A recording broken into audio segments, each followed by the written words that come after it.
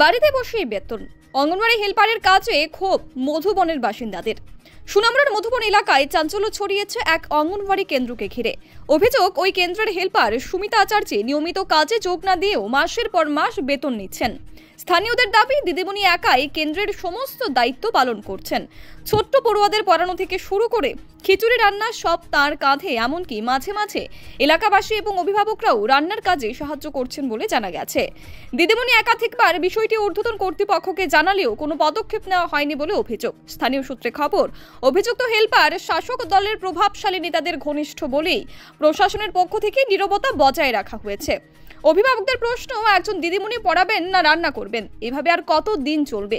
তাদের মতে এই ধরনের অনিয়মের ফলে শিশুদের প্রাথমিক শিক্ষায় মারাত্মক প্রভাব পড়ছে। রেগুলারিটি নাই। হ্যাঁ, মর্জি মতো নিজের মর্জি মতো আইতাছে, ইচ্ছে হইলে আইতাছে, নাইলে নাই। আর এই যে বাচ্চারা যে পরিষেবাটা দিতেছে, এই ধরনের পরিষেবা, এটা তো একটা পরিষেবা না।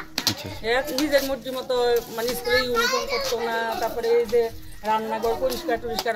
আমরা যে মানে তাইনের অনুপস্থিতিতে যে আমরা কোনো এই যে আমরা প্রতিবেশীরা কারোর কোনো মারারে রাখা যখন আমরা কাজ করাই, তখন দেখি স্কুলের পরিস্থিতিটা একরকম, কোনো কথাবার্তা নাই, ঝগড়া নাই, জাতি নাই। কিন্তু তাই স্কুলের মধ্যে আইলেই এমন তাই মেন্টাল প্রেশার করবো ওয়ার্কারের, মানে তাই জাগাত পাগল বানিয়ে নেবো। আমরা ওয়ার্কার কিন্তু একটু অসুস্থ হই, তাই মানে মেন্টাল টর্চার করে তাই এই হয়েছে তাই দিও। আর এই যে তাই খিচুড়িটা রান্না করে, খিচুড়িটা রান্না যে আমরা মারা যারা ঘরে রান্না করি, আমরা তো একটু ধোয়া মুছা করে আমরা করি না।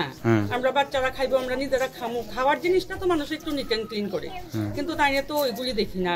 এই যে পোকা ভাসে, একটা চালটা একটু পুরান হইতেই পারে, এটা ঝাড়া মুছা করে আমরা রান্না করি না। অনেক বেশি চাল টাল আমরা যখন ঘরে আনি, নিশ্চয়ই কিছুদিন যাওয়ার পরে তো চালটা নষ্ট হইতেই পারে। তখন তো এটা আমরা যত্ন সহকারে আমরা ফালাইয়া দিই না, তো ফালাইয়া দিই আমরা যত ব্যবহার করি।